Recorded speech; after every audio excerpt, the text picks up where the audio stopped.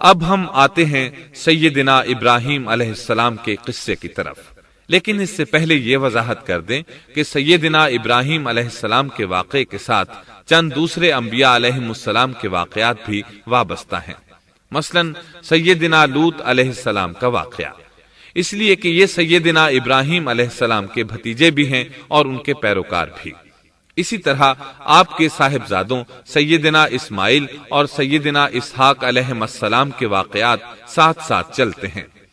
اس کی وجہ یہ ہے کہ سیدنا اسماعیل علیہ السلام کی ولادت کے وقت ابراہیم علیہ السلام کی عمر 87 سال تھی، اور سیدنا اسحاق علیہ السلام کی پیدائش کے وقت سیدنا ابراہیم علیہ السلام کی عمر 100 سال تھی، جبکہ سیدنا ابراہیم علیہ السلام کی کل عمر 175 سال ہوئی، اس لیے ان کے واقعات ساتھ ساتھ چلتے ہیں۔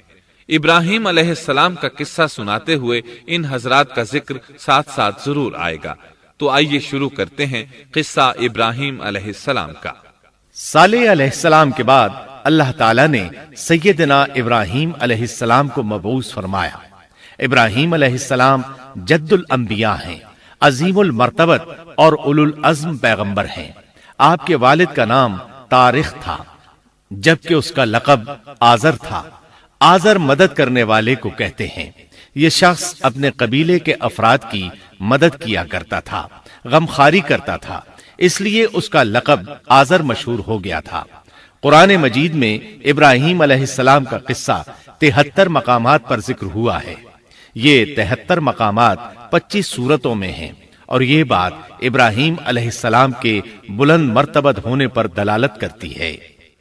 ابراہیم علیہ السلام بھی سام بن نوح علیہ السلام کی نسل سے ہیں۔ آپ کی پیدائش عراق کے مشہور شہر بابل میں ہوئی۔ یہ عراق کے شمال میں واقع تھا اور آج بھی موجود ہے۔ بہت بڑا شہر ہے، اس وقت بھی بڑی آبادی پر مشتمل تھا۔ یہاں بت پرستی عام ہو چکی تھی۔ اللہ تعالی سورۃ العنکبوت آیت 25 میں فرماتے ہیں، وَقَالَ إِنَّمَا اتَّخَذْتُم مِّن دُونِ اللَّهِ أَوْثَانًا مَّوَدَّةَ بَيْنِكُمْ فِي الْحَيَاةِ الدُّنْيَا۔ ابراہیم نے کہا کہ تم نے جن بتوں کی پرستش اللہ کے سوا کی ہے، انہیں تم نے اپنی آپس کی دنیاوی دوستی کے بنا پر معبود ٹھہرا لیا ہے۔ مطلب یہ کہ وہ لوگ اللہ کی عبادت بتوں کو اللہ کا شریک ٹھہرا کر کرتے تھے۔ ابراہیم علیہ السلام نے اپنے باپ سے اور اپنی قوم سے کہا کہ یہ مورتیاں جن کے تم مجاور بنے بیٹھے ہو کیا ہیں؟ انہوں نے جواب دیا، ہم نے اپنے باپ دادوں کو انہی کی عبادت کرتے پایا ہے۔ اللہ تعالیٰ ان کے بارے میں فرماتے ہیں، اے نبی، انہیں ابراہیم علیہ السلام کا قصہ سنا دو، جبکہ انہوں نے اپنے باپ اور اپنی قوم سے فرمایا، تم کس کی عبادت کرتے ہو؟ کہنے لگے، بتوں کی، ہم تو برابر ان کے مجاور بنے بیٹھے ہیں۔ ابراہیم علیہ السلام نے فرمایا، جب تم انہیں پکارتے ہو تو کیا وہ سنتے بھی ہیں یا تمہیں نفع اور نقصان پہنچا سکتے ہیں؟ انہوں نے کہا، یہ ہم کچھ نہیں جانتے، ہم نے تو اپنے باپ دادوں کو اسی طرح کرتے پایا ہے۔ مطلب یہ کہ یہ بت پرستی انہیں ورثے میں ملی تھی۔ وہ جن معبودوں کی عبادت کرتے تھے، نہ وہ ان کی پکار کو سنتے تھے، نہ ہی ان کے نفع و نقصان پر قادر تھے۔ اسی لیے ابراہیم علیہ السلام انہیں جھنجھوڑ رہے تھے، لیکن اندھی تقلید اور بشری عقل کے بیکار ہو جانے نے انہیں یہ سب سوچنے سے عاری کر دیا تھا۔ اللہ تعالیٰ نے ابراہیم علیہ السلام کی خصوصی رہنمائی فرمائی تھی، جیسا کہ سورۃ الانبیاء آیت 51 میں ہے، وَلَقَدْ آتَيْنَا إِبْرَاهِيمَ رُشْدَهُ مِن قَبْلُ وَكُنَّا بِهِ عَالِمِينَ۔ اور ہم نے ابراہیم کو پہلے سے ہدایت عطا فرما دی تھی اور ہم اسے جانتے تھے۔ ابراہیم علیہ السلام نے کبھی ایک لمحے کے لیے بھی بتوں کی پوجا نہیں کی تھی۔ آپ نے اپنی قوم کو بتوں کی پوجا کرتے دیکھا تو انہیں ملامت کی، ایک اللہ کی طرف دعوت دی، اور اس دعوت کی ابتدا انہوں نے اپنے باپ سے کی۔ اللہ تعالیٰ سورہ مریم میں فرماتے ہیں، اے نبی، کتاب میں ابراہیم کا ذکر کر، بے شک وہ سچا نبی تھا۔ جب اس نے اپنے باپ سے کہا، اے میرے باپ، بے شک مجھے وہ علم عطا ہوا ہے جو تمہیں حاصل نہیں، اس لیے میری اطاعت کریں، میں آپ کو سیدھا راستہ دکھاؤں گا۔ اے میرے باپ، شیطان کی عبادت نہ کریں، بے شک شیطان اللہ کا نافرمان ہے۔ ان بتوں کی عبادت گویا شیطان کی عبادت ہے، اس لیے آپ نے ان معبودوں کو شیطان سے تعبیر کیا۔ فرمایا، اے میرے باپ، بے شک مجھے خوف ہے کہ تم پر اللہ کا عذاب آئے، پھر تم شیطان کے ساتھی ہو جاؤ۔ باپ نے ان کی بات سن کر کہا، اے ابراہیم، کیا تو میرے معبودوں سے پھرا ہوا ہے؟ البتہ اگر تو باز نہ آیا تو میں تجھے سنسار کر دوں گا، اور تو مجھ سے ایک مدت تک دور ہو جا، یعنی مجھ سے اتنا دور ہو جا کہ کبھی مجھے نظر نہ آئے۔ ابراہیم علیہ السلام نے اپنے باپ پر نرمی اور مہربانی کرتے ہوئے ان سے کہا، آپ پر سلامتی ہو، میں اپنے رب سے آپ کے لیے بخشش طلب کرتا رہوں گا۔ لیکن جب بعد میں ان پر واضح ہو گیا کہ وہ تو اللہ کا دشمن ہے، تو ابراہیم علیہ السلام اس سے بے تعلق ہو گئے۔ سورہ توبہ آیت 114 میں اللہ فرماتے ہیں، وما كان استغفار إبراهيم لأبيه إلا عن موعدة وعدها إياه فلما تبين له أنه عدو لله تبرأ منه ان ابراہیم لأواہ حلیم۔ اور ابراہیم کا اپنے والد کے لیے بخشش طلب کرنا ایک وعدے کی وجہ سے تھا جو وہ اس سے کر چکے تھے، لیکن جب انہیں معلوم ہو گیا کہ وہ اللہ کا دشمن ہے تو اس سے بیزار ہو گئے۔ بے شک ابراہیم بڑے نرم اور تحمل والے تھے۔ کسی ایماندار کے لیے جائز نہیں کہ وہ کسی کافر کے لیے دعائے مغفرت کرے، بلکہ مومن پر حرام ہے کہ وہ کسی کافر یا عیسائی وغیرہ کے لیے مغفرت طلب کرے یا اس سے یہ کہے کہ اللہ تجھ پر رحم کرے۔ ابراہیم علیہ السلام کے والد نے انہیں دھمکی دی تھی کہ اگر تم اس دعوت سے باز نہ آئے تو میں تمہیں سنسار کر دوں گا۔ اس کے جواب میں ابراہیم علیہ السلام اپنے والد کے ساتھ انتہائی شفقت سے پیش آئے اور اس سے کہنے لگے، میں آپ کے لیے اپنے رب سے استغفار کرتا رہوں گا، اس لیے کہ آپ اپنے والد پر بے حد مہربان تھے۔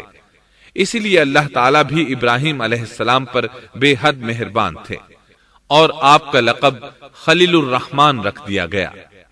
خلت محبت کا وہ انتہائی درجہ ہے جس کے ساتھ دل محبت سے بھر جاتا ہے، یعنی وہ بہت سے لوگوں سے بڑھ کر اللہ تعالیٰ کو محبوب تھے۔ والد کے سخت جواب کے بعد ابراہیم علیہ السلام نے ان سے علیحدگی اختیار کر لی اور انہیں مخاطب کر کے فرمایا، میں تمہیں چھوڑتا ہوں اور جنہیں تم اللہ کے سوا پکارتے ہو ان کو بھی چھوڑتا ہوں، میں اپنے رب کو پکاروں گا، مجھے امید ہے میں اپنے رب کو پکار کر محروم نہیں رہوں گا۔ آپ اللہ کے پیارے اور پسندیدہ نبی تھے۔ جب آپ نے اپنی قوم کو توحید کی دعوت دی اس وقت آپ نوجوان تھے، آپ کی عمر 16 سال تھی۔ ساتھ میں آپ اس بات پر غور و فکر بھی کرتے کہ آخر یہ لوگ بتوں کی پوجا کیوں کرتے ہیں۔ آپ کا دل ان کے شرک پر بہت کوڑتا۔ آخر آپ نے مصمم ارادہ کر لیا کہ اس شر اور فساد کی جڑ کو کاٹ کر رہیں گے، یعنی ان بتوں کو توڑ کر رہیں گے۔ آپ اپنی قوم کو بتوں کو توڑ دینے کی دھمکی دیتے رہے۔ اس دھمکی کا ذکر اللہ تعالیٰ نے سورۃ الانبیاء آیت 57 میں کیا ہے، وَتَاللَّهِ لَأَكِيدَنَّ أَصْنَامَكُمْ بَعْدَ أَن تُوَلُّوا مُدْبِرِينَ۔ اور اللہ کی قسم میں تمہارے بتوں کا علاج کروں گا جب تم پیٹھ پھیر کر جا چکے ہوگے۔ یہ بات ابراہیم علیہ السلام نے پوشیدہ نہیں اعلانیہ کہی تھی۔ آخر انتظار کا وقت ختم ہوا، عید کا دن آ پہنچا۔ عید کے دن وہ لوگ صبح سویرے گھر سے نکلنے سے پہلے کھانا پکا کر اپنے معبودوں کے سامنے رکھتے تھے، پھر شہر سے باہر ایک میدان میں جمع ہوتے۔ وہاں کھیلتے کودتے خوشیاں مناتے، ناز سے چلتے پھرتے اور کھانا کھاتے، شام کو گھروں کی طرف آتے، صبح بتوں کے پاس جو کھانا رکھ گئے تھے اس کو اٹھاتے اور تبرک سمجھ کر کھا جاتے۔ اپنے معمول کے مطابق انہوں نے عید کی تیاری کر لی، لیکن ابراہیم علیہ السلام تیار نہ ہوئے، اس لیے کہ وہ تو ان کے ساتھ جانے کا ارادہ ہی نہیں رکھتے تھے۔ وہ لوگ جانے سے پہلے ابراہیم علیہ السلام کے پاس آئے اور کہنے لگے، کیا آپ ہمارے ساتھ نہیں جائیں گے؟ سیدنا ابراہیم علیہ السلام نے آسمان کی طرف نگاہ کی اور فرمایا، میں بیمار ہوں۔ یہ تمام واقعہ سورۃ الانبیاء آیات 51 تا 58 میں بیان ہوا ہے۔ یقیناً ہم نے ابراہیم کو پہلے سے ہدایت فرما دی تھی اور ہم اسے جانتے تھے، جبکہ اس نے اپنے باپ سے اور اپنی قوم سے کہا کہ یہ مورتیاں جن کے تم مجاور بنے بیٹھے ہو کیا ہیں؟ سب نے کہا، ہم نے اپنے باپ دادوں کو انہی کی عبادت کرتے پایا ہے۔ آپ نے فرمایا، پھر تو تم اور تمہارے باپ دادا سبھی یقیناً کھلی گمراہی میں مبتلا رہے۔ کہنے لگے، کیا آپ سچ مچ ہمارے پاس حق لائے ہیں یا یوں ہی مذاق کر رہے ہیں؟ آپ نے فرمایا، نہیں نہیں، در حقیقت تم سب کا پروردگار تو وہ ہے جو آسمان و زمین کا مالک ہے، جس نے انہیں پیدا کیا ہے۔ میں تو ایسی بات کا گواہ اور قائل ہوں، اور اللہ کی قسم میں تمہارے ان معبودوں کا علاج تمہاری غیر موجودگی میں کروں گا۔ پس اس نے ان سب کے ٹکڑے کر دیے، البتہ صرف بڑے بت کو چھوڑ دیا۔ یہ اس لیے کیا کہ وہ سب اس کی طرف لوٹے۔ ابراہیم علیہ السلام نے لوگوں کے ساتھ عیدگاہ جانے سے انکار کیا اور عذر پیش کیا کہ وہ بیمار ہیں۔ وہ لوگ آپ کو چھوڑ کر چلے گئے۔ بعد میں ابراہیم علیہ السلام ان بتوں کے پاس گئے، دیکھا کہ ان کے سامنے کھانا پڑا ہے۔ چونکہ سب لوگ کھانا لائے تھے اس لیے یہ کھانا بہت زیادہ تھا، لیکن ان جھوٹے معبودوں نے اسے کھانا تو درکنار اس کو چھوا تک نہ تھا۔ ابراہیم علیہ السلام نے انہیں مخاطب کر کے کہا، یہ اتنا کھانا تمہارے سامنے پڑا ہے، تم اس کو کھاتے کیوں نہیں؟ تمہیں کیا ہو گیا کہ بات تک نہیں کرتے؟ پھر پوری قوت سے دائیں ہاتھ سے کلہاڑا مار کر ان کے ٹکڑے ٹکڑے کر دیے، لیکن بڑے بت کو چھوڑ دیا تاکہ سب اسی کی طرف رجوع کریں۔ تمام چھوٹے بتوں کو توڑ کر کلہاڑا اس بڑے بت کے کندھے پر رکھ دیا۔ مشرکین میلے سے لوٹے تو دیکھا ان کے سارے معبود اوندھے منہ ٹوٹے پھوٹے پڑے ہیں۔ ان کے تمام معبودوں کو توڑ دیا گیا تھا۔ وہ حیران رہ گئے کہ یہ کیسے ہو گیا، کس نے کیا؟ کہنے لگے، یہ کام کس ظالم کا ہے؟ اس نے ہمارے معبودوں کی توہین کی ہے۔ اس وقت جن لوگوں نے ابراہیم علیہ السلام کا وہ کلام سنا تھا انہیں ان کا خیال آ گیا۔ کہنے لگے، وہ نوجوان جس کا نام ابراہیم ہے اسے ہم نے اپنے بتوں کی مذمت کرتے سنا ہے۔ اللہ کی قدرت کہ ابراہیم علیہ السلام کا جو مقصد تھا وہ خود بخود پورا ہو رہا تھا۔ قوم کے لوگ مشورہ کر رہے تھے کہ سب کو جمع کرو اور اسے بلاؤ، پھر اسے سزا دو۔ چنانچہ تمام اہل باطل چھوٹے بڑے جمع ہو گئے۔ کارروائی شروع ہو گئی۔ کہنے لگے، اے ابراہیم، ہمارے معبودوں کے ساتھ یہ لغو حرکت تو نے کی ہے۔ ابراہیم علیہ السلام نے جواب دیا، یہ کام تو اس بڑے بت کا ہے، مجھ سے کیوں پوچھتے ہو؟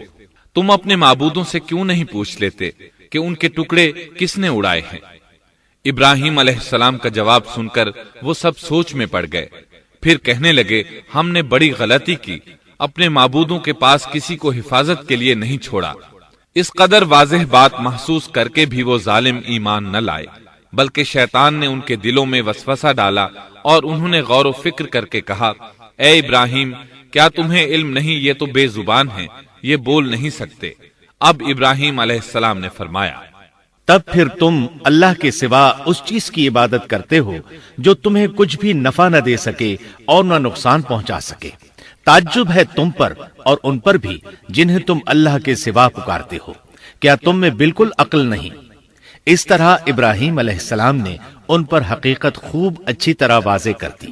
ان سے فرمایا، تم ان کی پوجا کرتے ہو جن کو تم خود تراشتے ہو، یعنی ان کا حال تو یہ ہے کہ تم نے ان کو خود اپنے ہاتھوں سے تراشا اور ان کی عبادت کرنے لگے، جبکہ تمہیں اور تمہاری بنائی ہوئی چیزوں کو اللہ ہی نے پیدا کیا ہے۔ ابراہیم علیہ السلام نے ایک کلہاڑے کی مدد سے ان سب بتوں کو تہس نہس کر دیا تھا۔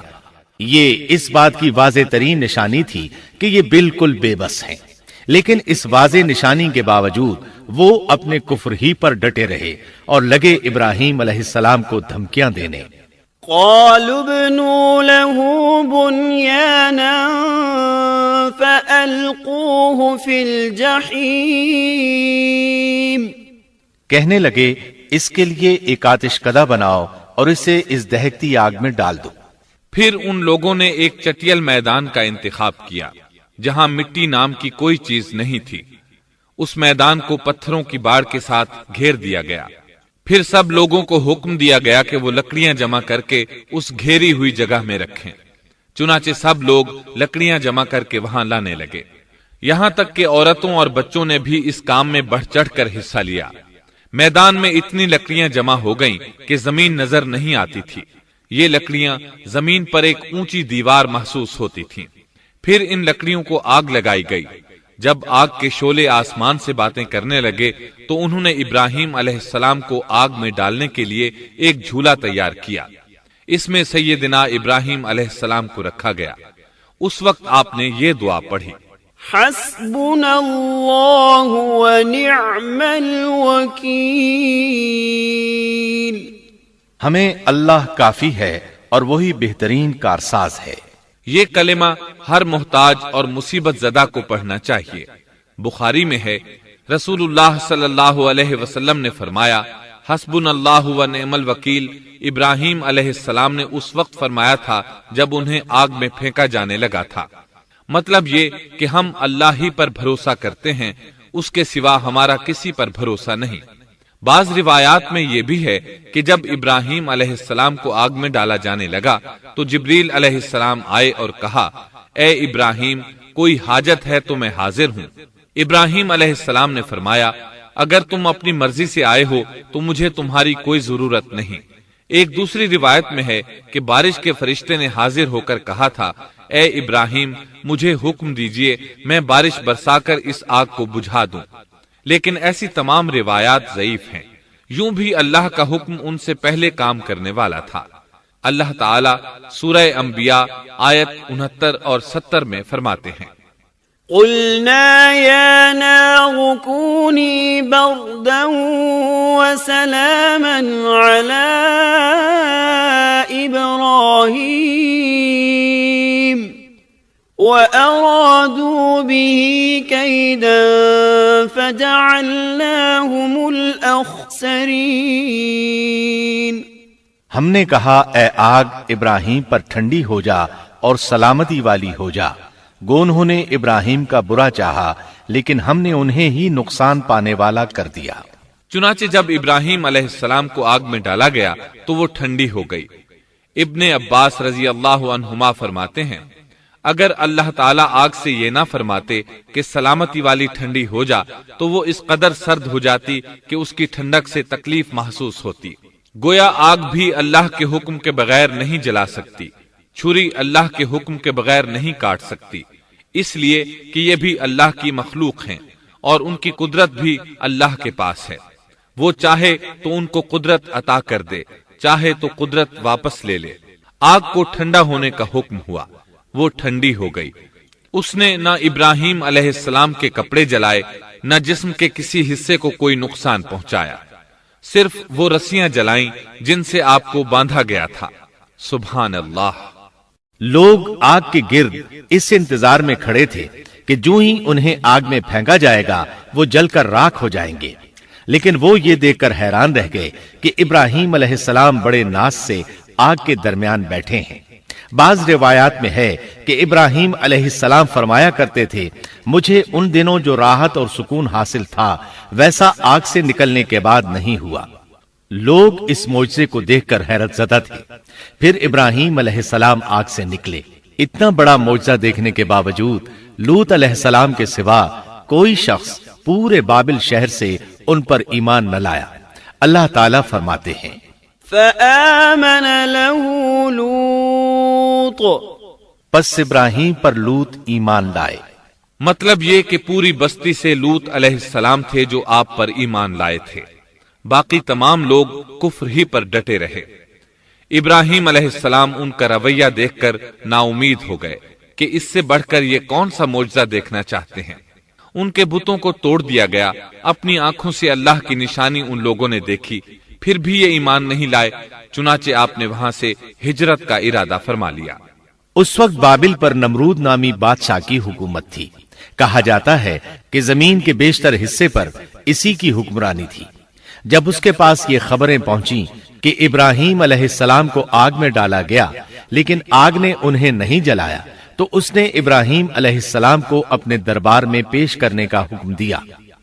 ابراہیم علیہ السلام کو وہاں لایا گیا۔ نمرود نے ان سے ان کے رب کے بارے میں سوال کیا۔ اللہ تعالیٰ سورۃ البقرہ آیت 258 میں فرماتے ہیں، أَلَمْ تَرَ إِلَى الَّذِي حَاجَّ إِبْرَاهِيمَ فِي رَبِّهِ أَنْ آتَاهُ اللَّهُ الْمُلْكَ؟ کیا تو نے اس شخص کو نہیں دیکھا جس نے ابراہیم سے اس کے رب کے متعلق جھگڑا کیا اس لیے کہ اللہ نے اسے سلطنت دی تھی؟ ایک روایت میں ہے کہ 4 بادشاہوں نے زمین کے بیشتر حصے پر حکمرانی کی ہے، ان میں سے ایک نمرود ہے۔ نمرود اپنے وقت کا حاکم و بادشاہ تھا۔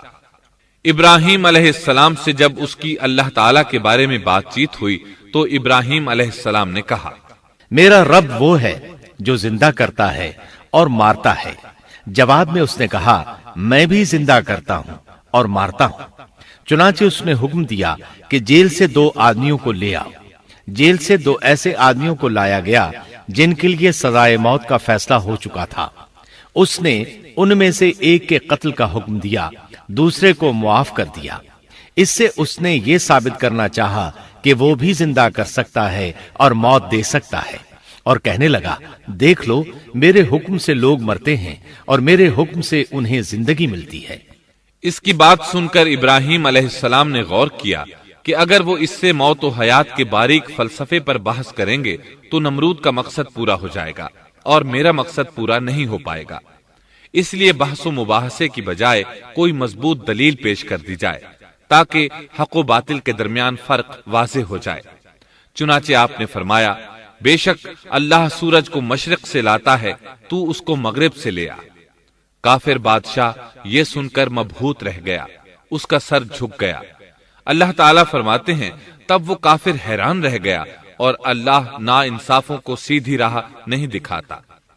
ان تمام باتوں کے بعد نمرود کو یہ معلوم کرنے کی ضرورت نہیں رہی کہ ابراہیم علیہ السلام آگ سے کیسے نجات پا گئے، کیونکہ حقیقت اس پر آشکار ہو چکی تھی۔ وہ جان گیا تھا کہ اصل معاملہ کیا ہے۔ چنانچہ اس نے ابراہیم علیہ السلام سے کہا، آپ اس ملک سے نکل جائیے، ہم آپ کو یہاں نہیں رہنے دیں گے۔ ابراہیم علیہ السلام نے عراق کو خیر بات کہا اور شام کی طرف ہجرت کر گئے۔ یہاں آ کر وہ حران نامی بستی میں مقیم ہوئے۔ اسی جگہ آپ نے اپنے چچا ہاران کی بیٹی سیدہ سارہ علیہ السلام سے شادی کی۔ اللہ تعالیٰ اس ہجرت کے بارے میں فرماتے ہیں، وَنَجَّيْنَاهُ وَلُوطًا إِلَى الْأَرْضِ الَّتِي بَارَكْنَا فِيهَا لِلْعَالَمِينَ، اور ہم اسے یعنی ابراہیم اور لوط کو بچا کر اس زمین کی طرف لے آئے جس میں ہم نے جہان کے لیے برکت رکھی تھی۔ جب آپ حران کے مقام پر پہنچے تو وہیں ٹھہر گئے، وہیں رہنے لگے۔ یہاں آ کر آپ کا شمار بنو حران میں ہونے لگا۔ آپ لوگوں کو اسی شہر میں رہنے کی دعوت دیتے۔ اس شہر کے لوگ بتوں کی پوجا نہیں کرتے تھے بلکہ ستاروں کو پوجتے تھے۔ ابراہیم علیہ السلام نے جب ان کی یہ حالت دیکھی تو ارادہ کر لیا کہ ان لوگوں کو بتائیں گے کہ ستاروں کی عبادت کرنا باطل ہے۔ یہ لوگ چونکہ نجوم پرست تھے اس لیے ان کی عبادت کا وقت رات کو ہوتا تھا، اور یہ لوگ رات کے وقت عبادت کرتے تھے کیونکہ ان کے معبود یعنی ستارے رات ہی کو طلوع ہوتے ہیں۔ چنانچہ ابراہیم علیہ السلام انہیں یہ دکھانے کے لیے کہ ان چیزوں کی عبادت باطل ہے ایک دن ان کے ساتھ نکلے۔ اللہ نے آسمان کے دروازے کھول دیے تو ابراہیم علیہ السلام نے چاند، ستاروں، سیاروں اور آسمان و زمین کی سلطنت کو دیکھا۔ اللہ تعالیٰ نے ابراہیم علیہ السلام سے تمام پردے ختم کر دیے جو عام طور پر لوگوں کی آنکھوں پر ہوتے ہیں۔ اور انہوں نے وہ کچھ دیکھا جسے آج کی رصد گاہیں بھی نہیں دیکھ سکتی۔ اللہ تعالی سورۃ الانعام آیت 75 میں فرماتے ہیں، وَكَذَلِكَ نُرِي إِبْرَاهِيمَ مَلَكُوتَ السَّمَاوَاتِ وَالْأَرْضِ وَلِيَكُونَ مِنَ الْمُوقِنِينَ۔ اور اسی طرح ہم نے ابراہیم کو آسمان اور زمین کی سلطنت کا مشاہدہ کرا دیا تاکہ وہ یقین کرنے والوں میں سے ہو جائے۔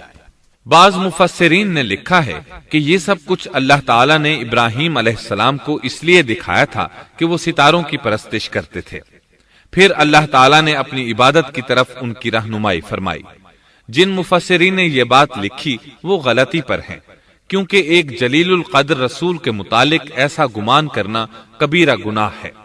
آسمان اور زمین کی سلطنت اور دیگر معجزات دکھانے کے بعد اللہ تعالیٰ فرماتے ہیں، آسمان اور زمین کی پیدائش یقیناً انسان کی پیدائش سے بہت بڑا کام ہے۔ اللہ تعالیٰ ایک دوسرے مقام پر فرماتے ہیں، آسمان اور زمین میں بہت سی نشانیاں ہیں جن سے یہ منہ موڑ کر گزر جاتے ہیں۔ ابراہیم علیہ السلام حران شہر کے ستارہ پرستوں کو لے کر ایک رات نکلے۔ اچانک ایک ستارہ طلوع ہوا، اس کی چمک دمک بہت تھی، شکل صورت کے لحاظ سے بھی بہت خوبصورت تھا۔ اس وقت ابراہیم علیہ السلام نے بطور مذاق کہا، یہ میرا رب ہے۔ لیکن جب وہ ستارہ کچھ دیر بعد چھپ گیا تو کہنے لگے، یہ تو غروب ہو گیا، یہ رب کیسے ہو سکتا ہے؟ جو چھپ جائے وہ رب نہیں ہو سکتا، پس میں تو غروب ہونے والوں کو پسند نہیں کرتا۔ اگلے روز وہ پھر ان لوگوں کو ساتھ لے کر نکلے تو چاند کو دیکھا۔ یہ شکل صورت میں ستاروں سے کہیں زیادہ خوبصورت تھا، روشن تھا، لیکن یہ بھی غروب ہو گیا تو ابراہیم کہنے لگے، اگر مجھے میرے رب نے ہدایت نہ کی تو میں گمراہ لوگوں میں شامل ہو جاؤں گا۔ اے اللہ، تو کہاں ہے؟ اپنی طرف میری رہنمائی کر۔ ان باتوں سے ابراہیم علیہ السلام ان لوگوں کو غور و فکر کی دعوت دے رہے تھے تاکہ وہ غور کریں، آخر رب چھپ کیسے سکتا ہے؟ اگر چاند رب ہے اور دن کے وقت کسی کو اپنے معبود کی حاجت ہوگی تو وہ کیا کرے گا؟ لہذا چاند کسی صورت رب نہیں ہو سکتا۔ پھر جب دن چڑھا اور سورج طلوع ہوا تو کہنے لگے، یہ میرا رب ہے، یہ تو سب سے بڑا ہے۔ پھر لوگوں کو مخاطب کر کے کہنے لگے، تم رات کو چھوٹے چھوٹے ستاروں کی پوجا کرتے ہو، کیوں نہ تم اتنے بڑے ایک ہی رب کی پوجا کر لو۔ لیکن جب وہ بھی غروب ہو گیا تو کہنے لگے، یقیناً میں تمہارے شرک سے بیزار ہوں، یہ معبود کیسے ہو سکتے ہیں؟ ان میں تو تبدیلی آتی رہتی ہے، کبھی طلوع ہوتے ہیں کبھی غروب ہوتے ہیں۔ یہ اس بات کی دلیل ہے کہ یہ مخلوق ہیں اور ان کا خالق کوئی اور ہے جس کے حکم کے یہ تابع ہیں۔ جب یہ خود مخلوق ہیں اور کسی اور کے تابع ہیں تو کسی کو نفع نقصان پہنچانے پر کس طرح قادر ہو سکتے ہیں؟ پھر اپنی قوم کو مخاطب کر کے کہنے لگے، میں اپنا رخ اس کی طرف کرتا ہوں جس نے آسمانوں کو یکسو ہو کر پیدا کیا، اور میں شرک کرنے والوں میں سے نہیں ہوں۔ اب بھی وہ اپنی بات پر اڑے رہے۔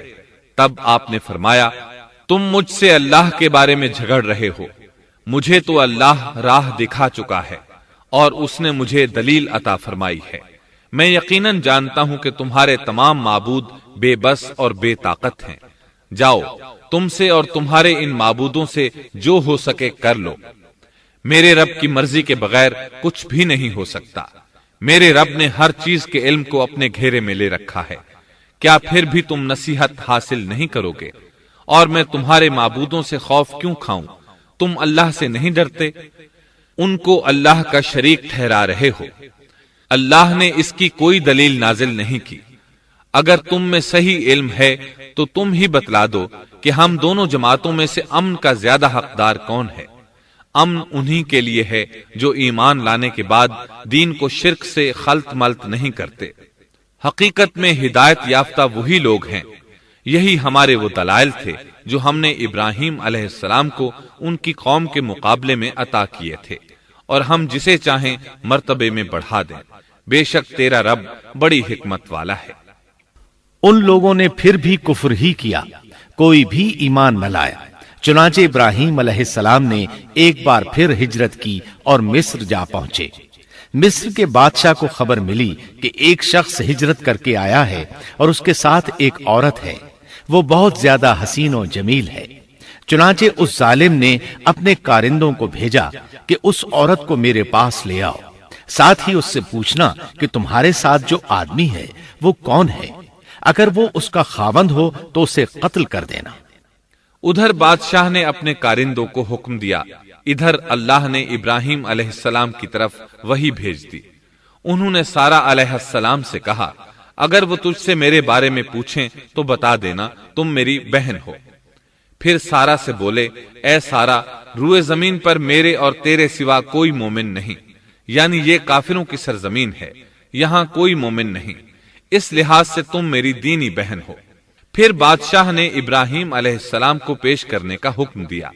اس نے آپ سے پوچھا، یہ عورت کون ہے؟ آپ نے فرمایا، یہ میری بہن ہے۔ اس طرح ابراہیم علیہ السلام کی زندگی میں 3 موقع ایسے آئے کہ انہوں نے اللہ کے دین کی حمایت اور مدافعت کے لیے توریہ کیا۔ توریہ کا مطلب یہ ہے کہ واقعہ کچھ اور ہو لیکن کوئی شخص کسی خاص مصلحت کی وجہ سے اسے 2 معانی والے الفاظ کے ساتھ اس انداز میں بیان کرے کہ سننے والا اس واقعہ کو نہ سمجھ سکے بلکہ اس کا ذہن خلاف واقعہ چیز کی طرف منتقل ہو جائے۔ شریعت نے بعض مخصوص حالات میں اس کی اجازت دی ہے۔ وہ 3 مواقع جہاں ابراہیم علیہ السلام نے توریہ فرمایا، ان کی وضاحت کچھ اس طرح ہے۔ ایک یہ کہ آپ نے میلے پر نہ جانے کی غرض سے ان لوگوں سے کہا تھا کہ میں بیمار ہوں۔ دوسرے موقع پر یہ فرمایا تھا، یہ کام اس بڑے سردار بت کا ہے۔ تیسرے، سارا علیہ السلام کو دینی بہن قرار دیا۔ اس ظالم بادشاہ نے سارا علیہ السلام کو اپنی تحویل میں لے لیا۔ جب سارا علیہ السلام کو معلوم ہوا کہ وہ ایک بدکار شخص ہے تو انہوں نے اللہ تعالیٰ سے دعا کی، اے اللہ، تجھے معلوم ہے میں تجھ پر اور تیرے نبی پر ایمان لائی ہوں اور اپنے جسم کو اپنے خاوند کے سوا ہر ایک سے محفوظ رکھا ہے، لہٰذا آپ اس کافر کو مجھ پر مسلط نہ کیجیے گا۔ چنانچہ اس کافر بادشاہ نے جب سیدہ سارا کو پکڑنے کے لیے اپنا ہاتھ بڑھایا تو اس کا ہاتھ شل ہو گیا اور اپنی جگہ پر جم گیا۔ وہ لگا چیخ پکار کرنے، اس میں اتنی طاقت نہ رہی کہ اپنے ہاتھ کو حرکت دے سکے۔ اس کی آواز سن کر اس کے محافظ بھاگے ہوئے آئے، انہوں نے اس کے ہاتھ کو چھڑانا چاہا لیکن چھڑا نہ سکے۔ اس کی یہ حالت دیکھ کر سیدہ سارا خوف زدہ ہو گئیں۔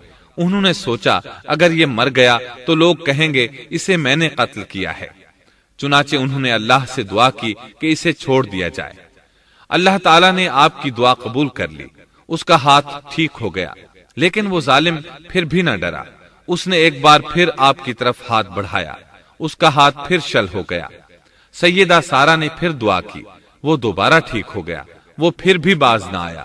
تیسری بار پھر اس نے ان کی طرف ہاتھ بڑھایا، اس بار بھی اس کا ہاتھ شل ہو گیا۔ اب وہ سیدہ سارا علیہ السلام سے کہنے لگا، اب کی بار اگر تو مجھے اس مصیبت سے نجات دلائے گی تو میں تجھے چھوڑ دوں گا اور کبھی تیرے آڑے نہیں آؤں گا۔ چنانچہ سیدہ سارا علیہ السلام نے اللہ تعالی سے دعا کی، وہ ٹھیک ہو گیا۔ تب اس نے اپنے کارندوں کو آواز دی اور ان سے بولا، تم میرے پاس کسی انسان کو نہیں بلکہ سرکش جن کو لائے ہو۔ پھر اس نے انہیں رہا کر دیا، عزت و اکرام سے رخصت کیا اور ان کی خدمت کے لیے اپنی بیٹی ہاجرہ کو ساتھ کر دیا۔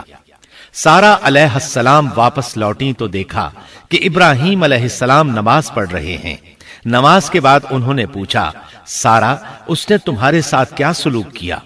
سیدہ سارا علیہ السلام نے سارا واقعہ سنا دیا۔ سن کر آپ نے فرمایا، الحمدللہ۔ پھر بولے، اب ہم یہاں نہیں رہیں گے بلکہ واپس جائیں گے۔ چنانچہ آپ ایک بار پھر فلسطین میں آ گئے، وہیں اپنی زندگی بسر کرنے لگے۔ اب ہم آگے بڑھتے ہیں۔ جب آپ فلسطین میں مستقل طور پر رہائش پذیر ہوئے تو لوط علیہ السلام بھی آپ کے ساتھ تھے۔ لوط علیہ السلام آپ کے بھتیجے تھے، ان کے والد کا نام ہاران تھا۔ یہ بچپن ہی سے سیدنا ابراہیم علیہ السلام کے زیر سایہ رہے، انہی کے ہاں پرورش پائی، اس لیے دین حق فوراً قبول کر لیا۔ جب سیدنا ابراہیم علیہ السلام نے عراق سے شام کی طرف ہجرت کی تو یہ آپ کے ساتھ تھے، وہاں سے حران گئے تب بھی ساتھ تھے، پھر مصر کی طرف ہجرت کی تو بھی لوط علیہ السلام ان کے ساتھ تھے۔ آخر کار جب آپ نے مصر کو بھی خیر بات کہا اور فلسطین آ گئے تب بھی یہ ساتھ تھے۔ اب ابراہیم علیہ السلام نے لوط علیہ السلام کو حکم دیا کہ وہ بستی سدوم کی طرف چلے جائیں، اس لیے کہ اس بستی کے لوگ کفر کی انتہائی گہرائی میں جا چکے ہیں، انہیں کفر و شرک سے نکالنے کے لیے وہاں جائیں، انہیں اللہ کے احکام سنائیں، اللہ کی طرف دعوت دیں۔ چنانچہ لوط علیہ السلام تو اس طرف روانہ ہو گئے اور ادھر فلسطین میں صرف 3 مسلمان رہ گئے، ابراہیم علیہ السلام، ان کی زوجہ محترمہ سیدہ سارہ اور سیدہ ہاجرہ علیہم السلام وہیں رہائش پذیر رہے اور لوگوں کو مسلسل اللہ کی طرف دعوت دیتے رہے، یہاں یہ بے شمار مال و دولت کے بھی مالک بن گئے۔ جب ان کی عمر 85 یا 86 سال ہوئی تو سارہ علیہ السلام نے سوچا، میں بانجھ ہوں، میرے خاوند بوڑھے ہیں لیکن اولاد کی تمنا ہے، تو کیوں نہ میں اپنی لونڈی ہاجرہ ہدیے اور تحفے کے طور پر ابراہیم علیہ السلام کو دے دوں۔ چنانچہ ہاجرہ ابراہیم علیہ السلام کو مل گئیں، انہوں نے ان سے شادی کر لی۔ اللہ رب العزت نے جلد ہی ان کے بطن سے آپ کو اسماعیل علیہ السلام عطا فرمائے۔ ہاجرہ علیہ السلام کے ماں بننے پر اور ان کی اولاد کو دیکھ کر سیدہ سارہ علیہ السلام کو فطری طور پر غیرت کا احساس ہوا۔ اللہ کی قدرت دیکھیے، خود ہی انہیں ہاجرہ کو تحفے میں دیا تاکہ اولاد حاصل ہو، اور جب وہ ماں بن گئیں تو اب غیرت محسوس کر رہی ہیں۔ اپنی اس کیفیت سے مجبور ہو کر سیدہ سارہ نے ابراہیم علیہ السلام سے کہا، آپ مجھے اس کے ساتھ ایک جگہ پر نہ رکھیں۔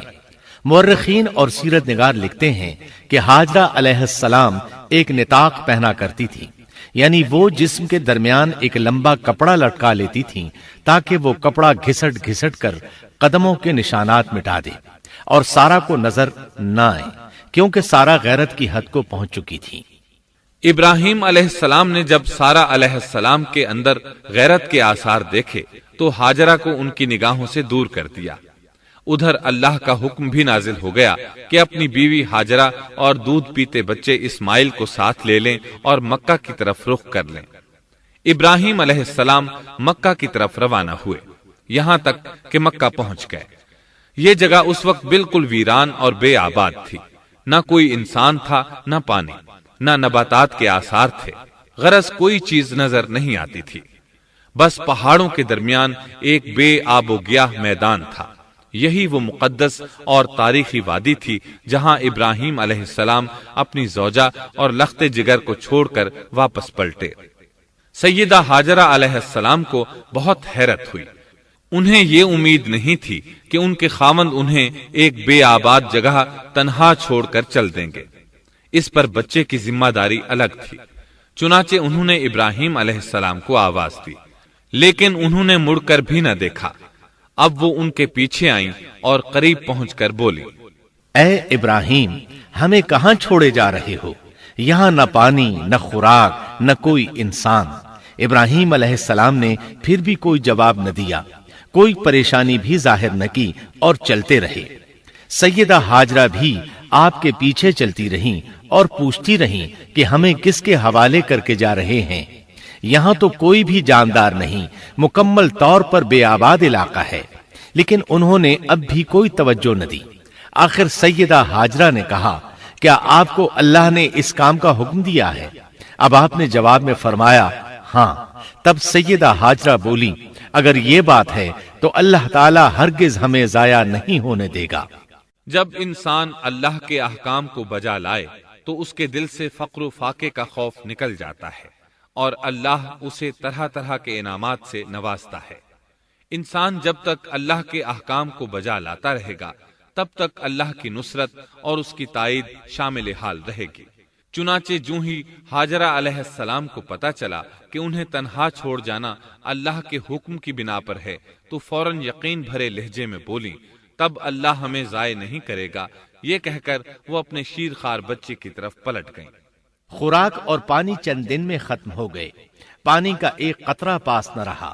اب پانی کی تلاش شروع کی، لیکن اپنے لیے تو درکنار، ماں کو بیٹے کے لیے بھی پانی نہ ملا۔ نہ خوراک۔ اب بچہ لگا بھوک سے بلکنے، خوراک نہ ملنے کی وجہ سے ماں کا دودھ بھی خشک ہو گیا تھا۔ عورت کتنی بھی باحوصلہ ہو اپنے بچے کو بھوک سے بلکتے نہیں دیکھ سکتی۔ اب انہوں نے بچے کو وہیں چھوڑا اور تیزی سے قریبی پہاڑی صفا کی طرف لپکی، اوپر چڑھ کر ادھر ادھر نظر دوڑائی کہ شاید کسی طرف پانی یا خوراک نظر آ جائے یا کسی انسان کی جھلک نظر آ جائے۔ جب کچھ نظر نہ آیا تو نشیب کی طرف چلی، ساتھ میں بچے کی طرف بھی دیکھتی جاتی تھی۔ نشیب میں پہنچی تو بچہ نظروں سے اوجھل ہو گیا۔ اس پر اور بے چین ہوئی اور بلندی کی طرف دوڑی۔ اس طرح مروہ پہاڑی پر چڑھ گئیں۔ وہاں بھی چاروں طرف نگاہ دوڑائی لیکن کچھ نظر نہ آیا۔ خیال آیا کہ پھر کوشش کرنی چاہیے۔ اس خیال سے مروہ پہاڑی سے اتری اور صفا کی طرف چل دی۔ درمیان میں نشیب کی وجہ سے بچہ نظر نہ آیا تو دوڑنے لگی۔ اس طرح پھر صفا پر چڑھ گئیں۔ اللہ اکبر! ایک تو عورت ذات کمزور، پھر بھوک پیاس سے نڈھال، اس پر کس قدر سعی اور کوشش میں مصروف، وہ بھی اپنے بچے کے لیے۔ بہرحال بار بار کوشش کے خیال سے انہوں نے صفا اور مروہ پہاڑیوں کے درمیان 7 چکر لگائے۔ یہی وجہ ہے مسلمان عازمین حج صفا و مروہ کے درمیان سعی کرتے ہیں تاکہ اس واقعے کی یاد تازہ ہو جائے۔ جب وہ آخری مرتبہ مروہ پر پہنچی تو انہوں نے ایک آواز سنی۔ یہ آواز اسماعیل علیہ السلام کے قریب سے آئی تھی۔ انہوں نے پوری توجہ سے آواز کو سننے کی کوشش کی اور جلدی سے اسماعیل کے قریب پہنچی۔ کیا دیکھتی ہیں؟ اسماعیل کے قدموں کے نیچے سے پانی پھوٹ رہا ہے، کیونکہ جبریل علیہ السلام کو اللہ نے اس صابرہ خاتون کی مدد کے لیے بھیجا تھا۔ انہوں نے زمزم والی جگہ پر اپنا پر مارا تو اسماعیل کے قدموں کے پاس سے ایک عظیم چشمہ رحمت نمودار ہوا۔ مستقبل کے پیغمبر کے قدموں کے نیچے سے اللہ نے جبریل فرشتے کے ذریعے زمین پھاڑ کر پانی نکال دیا۔ یہی آب زمزم کا آغاز تھا۔ ہاجرہ علیہ السلام پانی کو آنکھیں پھاڑ پھاڑ کر حیرت سے دیکھ رہی تھی۔ ان کی خوشی کی انتہا نہ رہی جب انہوں نے دیکھا پانی پھوٹ پھوٹ کر چاروں طرف بہ رہا ہے۔ زمین ہموار تھی، اس لیے انہوں نے زمین کو کھودنا شروع کر دیا تاکہ پانی ادھر ادھر نہ بہ جائے۔ پھر انہوں نے اس گڑھے کے چاروں طرف پتھر رکھ دیے اور زبان سے بولی، زم زم۔ اس کا مطلب ہے رک جا۔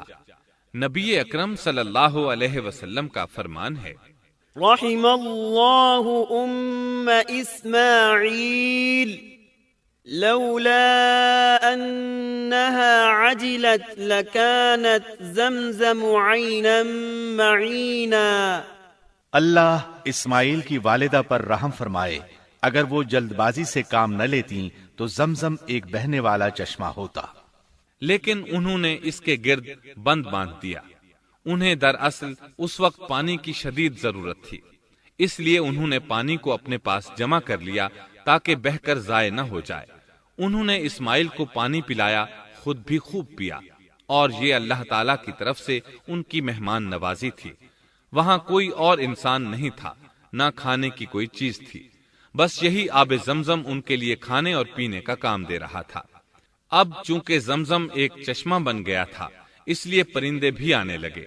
انہی دنوں عرب کے قبیلوں میں سے ایک قبیلہ بنو جرہم یمن کو خیر باد کہہ کر اس طرف آ رہا تھا۔ یمن میں ایک بہت بڑا ڈیم تھا۔ پہاڑوں کے درمیان انہوں نے پانی کو روک کر ایک بہت بڑا بند قائم کر رکھا تھا۔ اس سے پورا سال آسانی سے کھیتی باڑی کرتے تھے۔ اس ڈیم کی بدولت ان کا آب پاشی کا نظام بہت اچھا تھا۔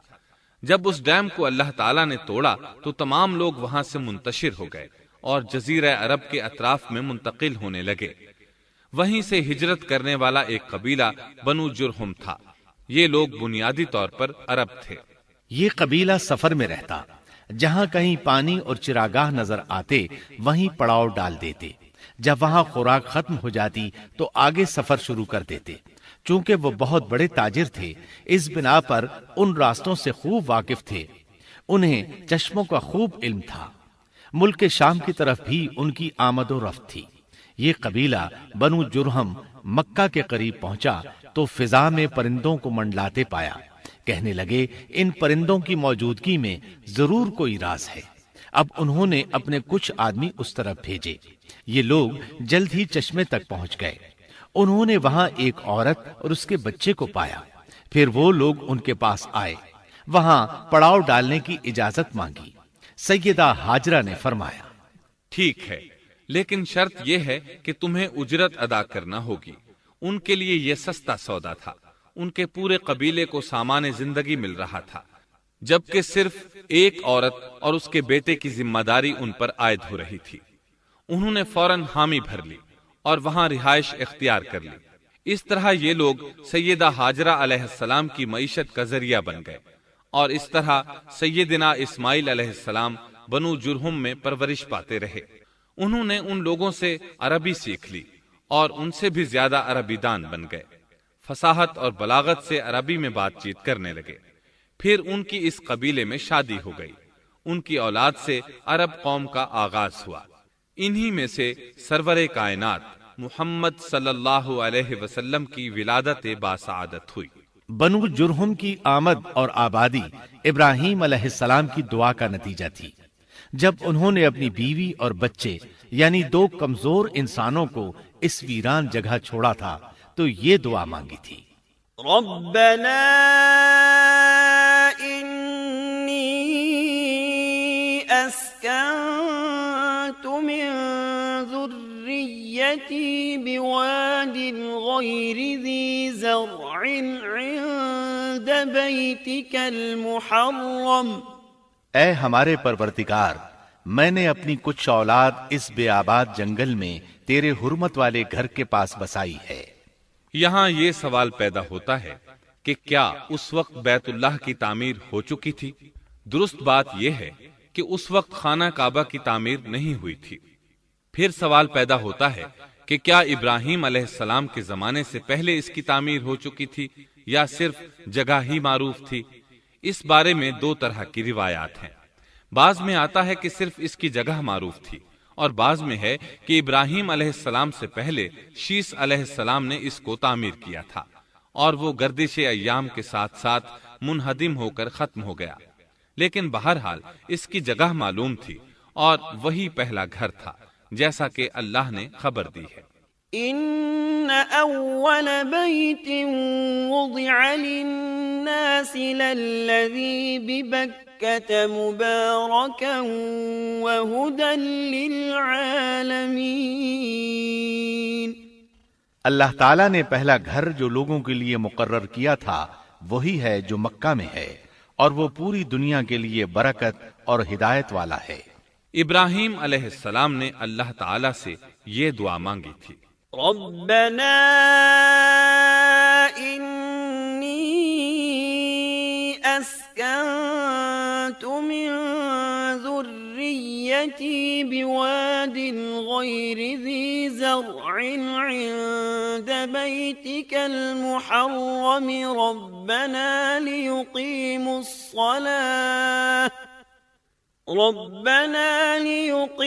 الصلاة فاجعل أفئدة من الناس تهوي إليهم وارزقهم من الثمرات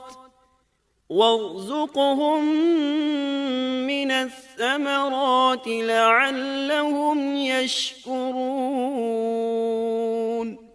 اے ہمارے پروردگار، میں نے اپنی کچھ اولاد اس بے کھیتی کے جنگل میں تیرے حرمت والے گھر کے پاس بسائی ہے۔ اے ہمارے پروردگار، یہ اس لیے کہ وہ نماز قائم کریں، پس تو کچھ لوگوں کے دلوں کو ان کی طرف مائل کر دے اور انہیں پھلوں کی روزیاں عطا فرما تاکہ یہ شکر گزاری کریں۔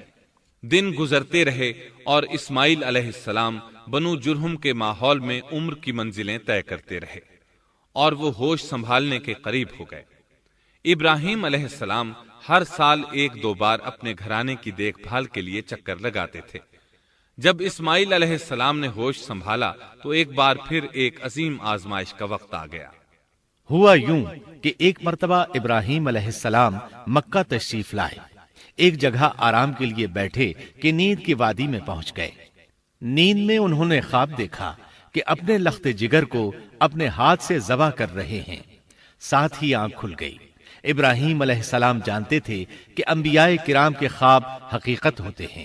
اللہ کی طرف سے وحی ہوتے ہیں اور شیطان کسی صورت ان کے خواب میں نہیں آ سکتا، لہذا انہوں نے اس خواب کے مطابق عمل کرنے کا پختہ ارادہ کر لیا، کسی قسم کی پریشانی کا شکار نہ ہوئے۔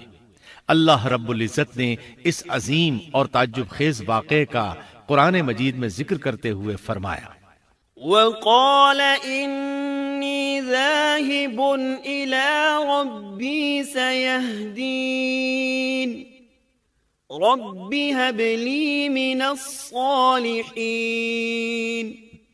فبشرناه بغلام حليم فلما بلغ معه السعي قال يا بني إني أرى في المنام أني أذبحك فانظر ماذا ترى۔ اور ابراہیم نے کہا میں تو ہجرت کر کے اپنے پروردگار کی طرف جانے والا ہوں، وہ ضرور میری رہنمائی کرے گا۔ اے میرے رب، مجھے نیک بخت اولاد عطا فرما۔ تو ہم نے ایک بردبار بچے کی بشارت دی۔ پھر جب بچہ اتنی عمر کو پہنچا کہ اس کے ساتھ چلنے پھرنے لگا تو ابراہیم نے کہا میرے پیارے بیٹے، میں نے خواب دیکھا ہے کہ میں تجھے ذبح کر رہا ہوں، اب تو بتا تیری کیا رائے ہے؟ یہاں سوال پیدا ہوتا ہے کہ ابراہیم علیہ السلام نے اسماعیل علیہ السلام سے مشورہ کیوں لیا؟ وہ چاہتے تو اسماعیل کو سوتے میں ذبح کر دیتے، اس طرح اللہ کا حکم بجا لاتے۔ وہ بیٹے کے پاس کیوں گئے اور ان سے مشورہ کیوں لیا؟ جی ہاں، یہ مسئلہ یاد رکھنے کے قابل ہے کہ ہر مسلمان پر لازم ہے کہ وہ اپنے دوسرے مسلمان بھائی کو اجر و ثواب میں شامل کرنے کی کوشش کرے۔ ابراہیم علیہ السلام نے بیٹے کو ثواب میں شامل کرنے کے لیے انہیں اللہ کے حکم سے آگاہ کیا۔ یہ نہ چاہا کہ میں اکیلا ہی اجر لیتا رہوں، بلکہ دوسرے کی خیر خواہی کو پیش نظر رکھا۔ والدین کے لیے آپ کے اس انداز میں نصیحت موجود ہے، یہ کہ اولاد کو ثواب کے مواقع فراہم کریں، ان کی صحیح تربیت کریں۔ اگر صدقہ کرنے کا موقع ملے تو بچوں کے ذریعے صدقہ کرائیں، تاکہ انہیں بھی اللہ کے راستے میں خرچ کرنے کی عادت پڑے۔ جب کسی دینی مجلس میں بیٹھنے کا موقع ملے تو اپنی اولاد کو بھی ساتھ لے کر جائیں۔ بے شمار لوگ خود تو جاتے ہیں، اولاد کو جانے کے لیے کہتے بھی نہیں، خود دین سیکھتے ہیں، اولاد کو دین نہیں سکھاتے۔ ابراہیم علیہ السلام نے اسماعیل علیہ السلام سے رائے لی۔ سبحان اللہ، انہوں نے جواب میں فرمایا یا ابت افعل ما تؤمر، اے ابا جان، آپ کو جو حکم ملا ہے کر گزریے۔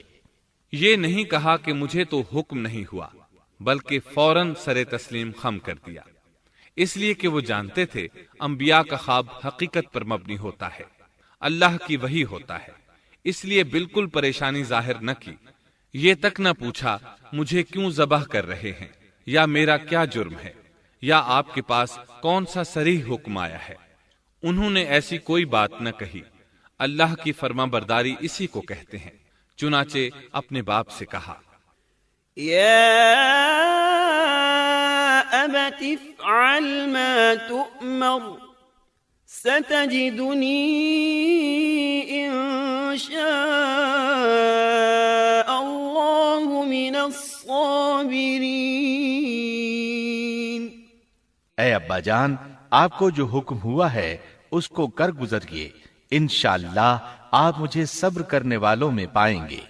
علماء کرام فرماتے ہیں اس جملے سے ان کا انتہائی ادب اور احترام شامل ہے، اور اس میں زبردست توکل موجود ہے۔ یہ نہیں کہا کہ آپ مجھے صبر کرنے والوں میں سے پائیں گے، بلکہ آپ نے اللہ کی مشیت کو جملے میں شامل کیا اور فرمایا انشاءاللہ آپ مجھے صبر کرنے والوں میں سے پائیں گے۔ لہٰذا مسلمانوں کو دھوکے میں نہیں پڑنا چاہیے۔ یہ نہ کہے میں سفر کروں گا، میں فلاں کام کروں گا، میں فلاں کام کے کرنے کی طاقت رکھتا ہوں، بلکہ یوں کہے اللہ نے چاہا تو میں سفر کروں گا، اللہ نے چاہا تو فلاں کام کروں گا۔ اپنے علم اور طاقت کے دھوکے میں پڑنا سراسر نادانی ہے۔ ہر چیز کا تعلق اللہ سے قائم کرے، جیسا کہ اللہ تعالیٰ فرماتے ہیں ولا تقولن لشيء إني فاعل ذلك غدا إلا أن يشاء الله اور ہرگز ہرگز کسی کام پر یوں نہ کہنا کہ میں اسے کل کروں گا مگر ساتھ ہی انشاءاللہ کہہ لینا۔ اپنی زبان کو اللہ کے ذکر سے سجا کر رکھو اور ہمیشہ اپنے معاملات کو اللہ کی طرف لوٹاؤ۔ بہرحال باپ بیٹا دونوں ہی مصمم ارادے کے ساتھ اللہ کا حکم پورا کرنے کے لیے پیش ہو گئے۔ اسماعیل علیہ السلام نے اپنے والد محترم سیدنا ابراہیم علیہ السلام سے کہا، جب آپ مجھے ذبح کرنے لگیں تو میری پیشانی کو زمین پر رکھ دیجیے گا تاکہ آپ کو میرا چہرہ نظر نہ آئے اور کہیں آپ کے ہاتھ رک نہ جائیں، چہرہ دیکھ کر آپ پر شفقت پدری غالب نہ آ جائے۔ اب ابراہیم علیہ السلام نے بیٹے کی پیشانی پکڑ کر زمین پر لٹا دیا جیسا کہ اللہ تعالی نے فرمایا۔ فلما أسلما وتله للجبين جب دونوں مطیع ہو گئے اور ابراہیم نے اسے پیشانی کے بل لٹا دیا، اب انہوں نے چھری پکڑی اور گردن پر چلا دی، لیکن چھری نے گردن نہ کاٹی، بالکل اسی طرح جیسے آگ نے ابراہیم کو نہیں جلایا تھا، اس لیے کہ چھری میں کاٹنے کی طاقت اور آگ میں جلانے کی صلاحیت اللہ کے حکم کے بغیر نہیں آ سکتی۔ اللہ نے دونوں سے یہ طاقتیں سلب کر لیں۔ اب ابراہیم زور لگا رہے ہیں، ادھر اسماعیل علیہ السلام کہہ رہے ہیں، ابا جان جلدی کیجئے، چھری چلائیے۔ اللہ تعالیٰ نے اس واقعے کا ذکر یوں فرمایا ہے، فلما أسلما وتله للجبين جب وہ دونوں مطیع ہو گئے اور ابراہیم نے اسے پیشانی کے بل لٹا دیا۔ اس مطیع ہونے سے مراد اللہ کے حکم کو نافذ کرنا ہے۔ اب ظاہر ہے مطیع تو وہ پہلے بھی تھے، لیکن یہاں اسلما یعنی مطیع ہونے سے مراد کامل اسلام ہے۔ نہایت واضح اور حقیقی اسلام مراد ہے، اس لیے کہ کامل اسلام وہی ہوتا ہے جس میں بغیر کسی تردد اور توقف کے اللہ کے امر اور نہی کی تصدیق کی جائے۔ یہ تھا حقیقی اسلام۔ ہاں تو چھری چلتی رہی، گلا نہ کٹا، اس لیے کہ امتحان اور آزمائش کی تکمیل ہو چکی تھی۔ یہ بات ثابت ہو چکی تھی کہ اللہ کا حکم نافذ کرنے میں دونوں پوری طرح کوشاں ہیں۔ اللہ تعالیٰ بھی فرما برداری ہی کا صلہ عطا فرماتے ہیں۔ چنانچہ آواز آئی، قد صدقت الرؤيا إنا كذلك نجزي المحسنين إن هذا لهو البلاء المبين ہم نے اسے پکارا، اے ابراہیم تو نے خواب کو سچ کر دکھایا، یقیناً ہم اسی طرح نیکوکاروں کو جزا دیا کرتے ہیں۔ یقیناً یہ ایک کھلی آزمائش تھی۔ تاریخ کا ایک عظیم ترین امتحان اور کڑی آزمائش دنیا کو آج بھی حیرت میں ڈال دیتی ہے۔ کون ہے جو بیٹے کو ذبح کرنے پر تیار ہو جائے، خاص طور پر اس صورت میں جب اولاد بھی اکلوتی ہو، جس کی وجہ سے 86 سال کے بعد آنگن میں بہار آئی ہو۔ پھر اس کی قربانی کا بھی واضح حکم نہیں دیا گیا تھا، اشارتاً خواب میں رہنمائی کی گئی تھی۔ آپ کہہ سکتے تھے یہ قتل اور سنگین جرم ہے، کہہ سکتے تھے اپنے بیٹے کو کس جرم میں قتل کروں، لیکن آپ نے بغیر کسی تعامل کے سر تسلیم خم کر دیا اور اس عظیم امتحان میں کامیاب ہوئے۔ اللہ فرماتے ہیں، وَإِبْرَاهِيمَ الَّذِي وَفَّى اور ابراہیم وہ ہیں جنہوں نے وفاداری کی۔ اس آیت میں یہ نہیں بتایا گیا کہ کس چیز میں وفاداری کی، اس لیے کہ وہ تو ہر معاملے میں مکمل طور پر وفاداری کا مظاہرہ کر چکے تھے۔ آگ میں ڈالے جانے والا معاملہ، بیوی اور بچے کو لق و دق میدان میں چھوڑ آنے کا معاملہ، پھر ذبح کا امتحان، تعمیر بیت اللہ کی مشقت، غرض ہر معاملے میں وفادار تھے، حتیٰ کہ اپنا مال اللہ کے راستے میں خرچ کرنے میں اس قدر وفادار کہ ابو زیفان کے لقب سے مشہور ہو گئے۔ اس کا معنی ہے مہمان نواز۔ کسی مہمان کو دسترخوان پر اپنے ساتھ بٹھائے بغیر ایک لقمہ نہیں کھاتے تھے۔ باہر نکلتے مہمان تلاش کرتے، پھر اس کے ساتھ مل کر کھانا کھاتے۔ مہمان نہ ملتا تو سخت غمگین ہو جاتے۔ اس طرح انہوں نے اللہ کے ہر حکم کی پاسداری کی۔ ذبح والے اس امتحان کا اللہ نے انہیں کیا صلہ دیا؟ اللہ فرماتے ہیں وَفَدَيْنَاهُ بِذِبْحٍ عَظِيمٍ، ہم نے اسے عظیم ذبیحے کا بدلہ عطا کیا۔ ہاں تو ہم بتا رہے تھے، چھری نے گلا نہ کاٹا۔ ایسے میں ابراہیم علیہ السلام نے ایک آواز سنی۔ آواز پیچھے سے آئی تھی۔ انہوں نے مڑ کر دیکھا، جبریل علیہ السلام نظر آئے۔ وہ آسمان سے ایک مینڈھا لے کر آئے تھے۔ دنیا کے مینڈھوں میں سے نہیں بلکہ جنت کا مینڈھا لائے تھے۔ سیدنا عبداللہ بن عباس رضی اللہ عنہما سے روایت ہے کہ وہ مینڈھا جنت میں 40 سال تک چرتا رہا۔ سفید رنگ، کشادہ آنکھوں، خوبصورت سینگوں والا حسین و جمیل مینڈھا تھا۔ بہرحال یہ ابراہیم علیہ السلام کی وفاداری کا بدلہ تھا جو اسماعیل علیہ السلام کے فدیے میں دیا گیا، اور پوری امت مسلمہ کے لیے حکم ہو گیا کہ اللہ کی رضا کے لیے قربانی اور ہدی پیش کرتے رہیں۔ کعبے کے پاس حرم الہی میں ہر سال یہ سنت ادا کی جاتی ہے، اور ان کے ساتھ ساتھ پوری زمین کے تمام خطوں پر بسنے والے مسلمان بھی اس عظیم فرمانبرداری کی علامت کے طور پر قربانیاں پیش کرتے ہیں۔ مینڈھے کے ذکر کا مطلب یہ ہے کہ ہم سنت ابراہیمی پر گامزن ہو جائیں۔ یہ مینڈھا ہمیں اللہ کے لیے قربانی کا سبق دیتا ہے۔ ہمیں چاہیے سنت ابراہیمی کی اقتدا کرتے ہوئے ہم اپنی جانوں، اپنی اولاد اور اپنے مالوں کو اللہ کی راہ میں قربان کرنے کے لیے تیار ہو جائیں۔ اللہ تعالیٰ فرماتے ہیں وَفَدَيْنَاهُ بِذِبْحٍ عَظِيمٍ وَتَرَكْنَا عَلَيْهِ فِي الْآخِرِينَ سَلَامٌ عَلَى إِبْرَاهِيمَ كَذَلِكَ نَجْزِي الْمُحْسِنِينَ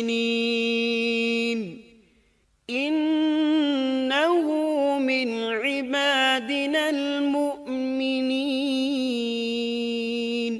اور ہم نے اسے عظیم ذبیحہ عطا کیا، اور ہم نے اس کا پچھلوں میں ذکر خیر چھوڑا۔ سلامتی ہو ابراہیم پر۔ اسی طرح ہی ہم نیکوکاروں کو جزا دیتے ہیں، یقیناً وہ ہمارے مخلص بندوں میں سے تھا۔ اور اسی طرح اللہ فرماتے ہیں وَبَشَّرْنَاهُ بِإِسْحَاقَ نَبِيًّا مِّنَ الصَّالِحِينَ، اور ہم نے اسے نیکوکار نبی اسحاق کی ولادت کی خوشخبری سنائی۔ یہ خوشخبری فلسطین کی طرف واپس لوٹنے کے بعد سنائی گئی۔ ایک اکلوتے بیٹے کی قربانی کے لیے تیار ہو جانے کے صلے میں اور سارہ علیہ السلام کی عظمت اور تکریم کے مد نظر اللہ تعالی نے اسحاق کی خوشخبری سنا دی۔ یہ آیت ذبح کے واقعے کے بعد اللہ تعالی نے ذکر فرمائی ہے۔ اس لیے معلوم ہوا پچھلی آیات میں اسحاق کے علاوہ کسی اور بیٹے کا ذکر ہوا ہے، اور وہ اسماعیل علیہ السلام ہی تھے، جبکہ یہودی روایات میں اسحاق علیہ السلام کو ذبیح قرار دیا جاتا ہے۔ یہ بالکل غلط ہے۔ ذبح کے واقعے کے بعد اسحاق علیہ السلام کی بشارت مل رہی ہے، پھر بھلا وہ پیدا ہونے سے پہلے ہی ذبیح کیسے بن گئے؟ اس لیے یہ قطعی بات ہے کہ اسماعیل علیہ السلام ہی ذبیح ہیں۔ اس کے کئی اور بھی دلائل ہیں جن کے ذکر کرنے کا یہاں موقع نہیں۔ بہرحال اس عظیم آزمائش میں بے مثال کامیابی کے بعد ابراہیم علیہ السلام فلسطین آئے، اور 120 سال کی عمر میں اسحاق علیہ السلام کی بشارت ملی، جبکہ سارہ علیہ السلام کی عمر 90 سال تھی۔ ان پر بڑھاپا طاری ہو چکا تھا۔ ایسے میں 3 فرشتے آئے۔ وہ تو قوم لوط کی تباہی کے لیے آئے تھے۔ راستے میں اللہ کے حکم سے ابراہیم علیہ السلام اور ان کی اہلیہ سارہ کو خوشخبری سنائی، اور اس غرض کے لیے وہ انسانی شکل میں آئے تھے۔ ابراہیم علیہ السلام تو پہلے ہی بہت مہمان نواز تھے۔ انہیں دیکھ کر بہت خوش ہوئے کہ مہمان آ گئے۔ فرشتوں نے انہیں سلام کیا۔ ابراہیم علیہ السلام نے سلام کا جواب دیا۔ وہ حیرت زدہ تھے کہ یہ لوگ ان کی بستی کے رہنے والے تو ہیں نہیں، لیکن ان پر سفر کے نشانات بھی نہیں ہیں، جیسا کہ دور سے چل کر آنے والوں میں ہوتے ہیں، نہ ان کے پاس سواریاں ہیں۔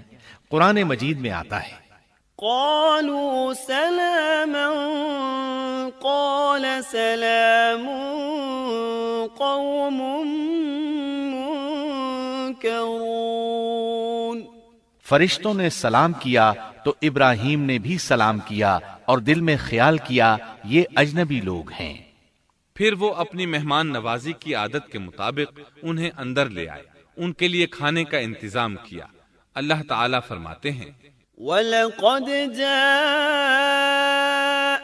رُسُلُنَا إِبْرَاهِيمَ بِالْبُشْرَى قَالُوا سَلَامًا قَالَ سَلَامٌ فَمَا لَبِثَ أَن جَاءَ بِعِجْلٍ حَنِيذٍ۔ ہمارے بھیجے ہوئے فرشتے ابراہیم کے پاس خوشخبری لے کر آئے تو انہوں نے سلام کیا۔ ابراہیم نے سلام کا جواب دیا اور فوراً بھنا ہوا بچڑا لے آئے، اور بچڑا بھی موٹا تھا۔ ان کے سامنے کھانا پیش کیا، لیکن وہ بھلا کب کھانے کی طرف ہاتھ بڑھانے والے تھے۔ یہ دیکھ کر ابراہیم علیہ السلام نے خوف محسوس کیا کہ کہیں یہ دشمن نہ ہو۔ اس وقت فرشتوں نے کہا قالوا لا تخف إنا أرسلنا إلى قوم لوط۔ ابراہیم نہ ڈر، ہم تو قوم لوط کی طرف بھیجے گئے ہیں۔ جب انہوں نے یہ باتیں کی تو سارہ علیہ السلام پاس کھڑی تھیں، وہ ہنسنے لگی۔ وہ خوشخبری سے پہلے کیوں ہنس پڑی؟ علماء اس بارے میں کہتے ہیں کہ جب انہوں نے سنا یہ فرشتے لوط علیہ السلام کی بستی کو تباہ کرنے جا رہے ہیں تو ان کے خاتمے کی خبر سن کر وہ ہنستی۔ اس کے بعد فرشتوں نے یہ خوشخبری سنائی۔ فبشرناها بإسحاق ومن وراء إسحاق يعقوب۔ ہم نے اسے اسحاق کی پیدائش کی خوشخبری دی اور اسحاق کے بعد یعقوب پوتے کی بھی خوشخبری دی۔ بہت جلد ہی ہم اسحاق سے تیری ویران گود کو آباد کریں گے، اور تو اپنی زندگی میں اس کے بیٹے یعقوب کو بھی دیکھ لے گی۔ اب 3 بشارتیں جمع ہو گئیں۔ بیٹا پیدا ہوگا، لمبی عمر ملے گی یعنی بیٹا جوان ہوگا، اور پھر وہ اپنے پوتے کو بھی دیکھے گی۔ اس سے بڑھ کر کیا عزت اور تکریم ہو سکتی ہے؟ اس لیے جب نبی کریم صلی اللہ علیہ وسلم سے پوچھا گیا کریم یعنی عزت والا کون ہے، تو آپ نے فرمایا کریم بن کریم بن کریم بن کریم، یعنی یوسف بن یعقوب بن اسحاق بن ابراہیم علیہ السلام۔ مطلب یہ کہ نبی بن نبی بن نبی بن نبی۔ یہ یوسف علیہ السلام کی شان ہے کہ خود بھی کریم، باپ بھی کریم، دادا بھی کریم اور پردادا بھی کریم۔ اس سے بڑھ کر عزت افزائی کیا ہو سکتی ہے؟ بہرحال فرشتوں نے انہیں خوشخبری دی۔ وَبَشَّرُوهُ بِغُلَامٍ عَلِيمٍ۔ پھر انہوں نے ابراہیم کو ایک صاحب علم لڑکے کی بشارت دی۔ خوشخبری سن کر سیدہ سارہ حیران ہوئی، مارے حیرت کے منہ سے ہلکی سی چیخ نکل گئی۔ انہوں نے اپنے رخسار پر ہاتھ مارا جیسا کہ عورتوں کی عادت ہوتی ہے۔ کہنے لگی ہائے افسوس، کیا میں بچہ جنوں گی حالانکہ میں بانجھ ہوں اور میرے خاوند بوڑھے ہیں؟ یہ تو حیرت کی بات ہے۔ ایک دوسری جگہ اللہ تعالیٰ نے یہ الفاظ فرمائے، کہنے لگی میں بوڑھی اور بانجھ ہوں، بھلا میں بچے کو کیسے جنم دوں گی؟ اس پر فرشتوں نے کہا تو اللہ کے حکم پر تعجب کرتی ہے، اے اہل بیت، یہ تو اللہ کی تم پر رحمت اور برکت ہے، وہ بہت بزرگ اور قابل تعریف ہے۔ دوسری آیت میں ہے انہوں نے کہا اسی طرح تیرے رب نے فیصلہ کیا ہے اور ہمیں کہا ہے، یقیناً وہ بہت حکمت والا ہے اور علم رکھنے والا ہے۔ یہ تھی اسحاق علیہ السلام کی ولادت کی خوشخبری۔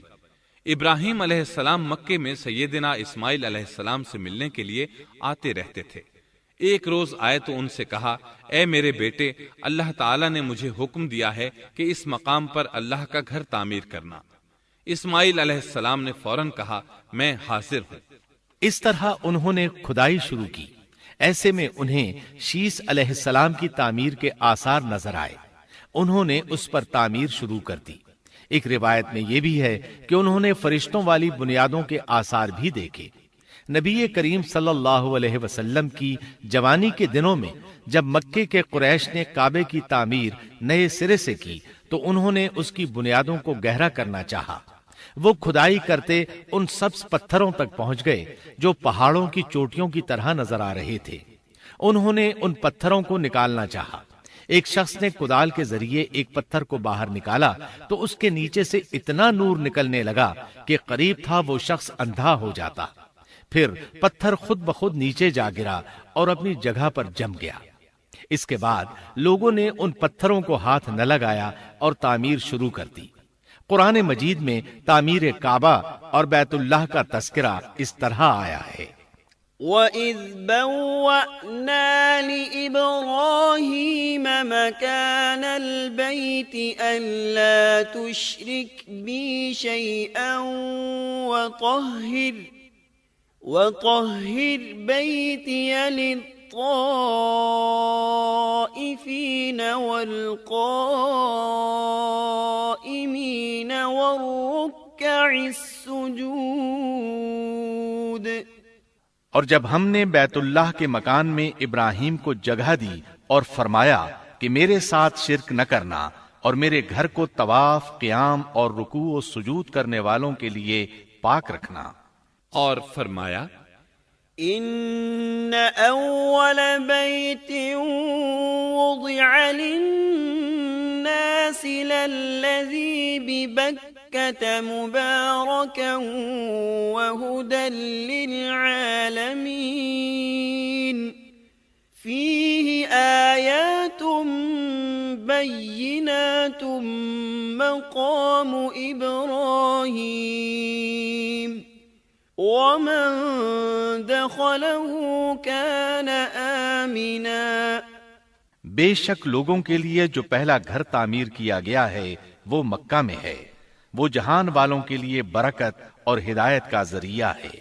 اس میں واضح نشانیاں ہیں، مثلا مقام ابراہیم، تو جو کوئی حرم میں داخل ہوگا وہ امن میں آ جائے گا۔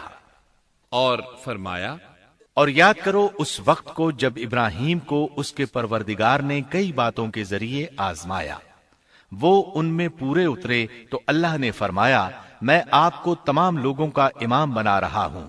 ابراہیم نے کہا اے میرے رب میری اولاد میں سے بھی امام بنائیے۔ جواب میں اللہ نے فرمایا میرا امامت کا وعدہ ظالم لوگوں کے لیے نہیں ہے۔ اور اس وقت کو یاد کرو جب ہم نے بیت اللہ کو ثواب اور امن کی جگہ بنا دیا اور لوگوں نے مقام ابراہیم کو جائے نماز بنا لیا۔ ہم نے ابراہیم کو حکم دیا کہ میرے گھر کو طواف، اعتکاف، رکوع اور سجود کے لیے پاک رکھو، اور وہ وقت بھی یاد رکھو جب ابراہیم نے دعا کی اے پروردگار اس شہر کو امن والا بنا دے اور اس کے مومن بندوں کو پھلوں کا رزق عطا کر۔ اللہ تعالیٰ نے فرمایا میں کافروں کو بھی تھوڑا فائدہ دوں گا، پھر انہیں آگ کے عذاب کی طرف بے بس کر دوں گا، یہ پہنچنے کی جگہ بری ہے۔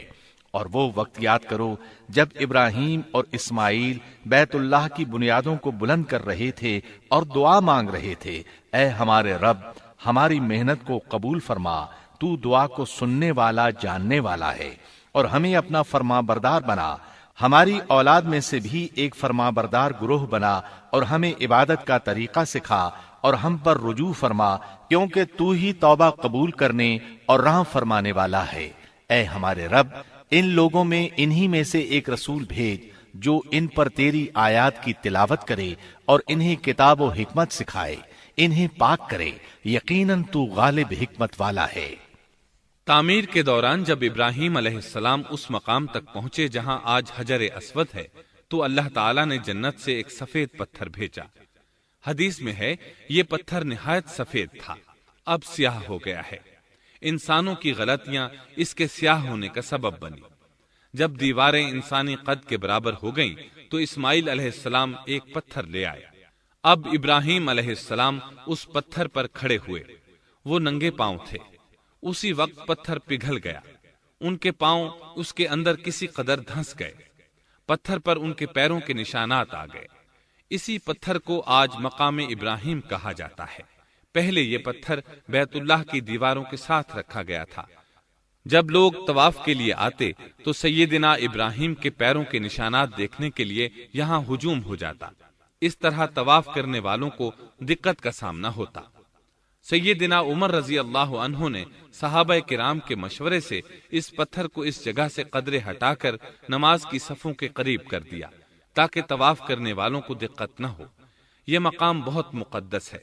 اللہ نے فرمایا ہے، وَاتَّخِذُوا مِن مَّقَامِ إِبْرَاهِيمَ مُصَلًّى، تم مقام ابراہیم کو جائے نماز مقرر کر لو۔ مقام ابراہیم کے قریب اس کے پیچھے ہو کر نماز پڑھنے کا موقع مل جائے تو لازماً وہاں 2 رکعت ادا کیا کرو۔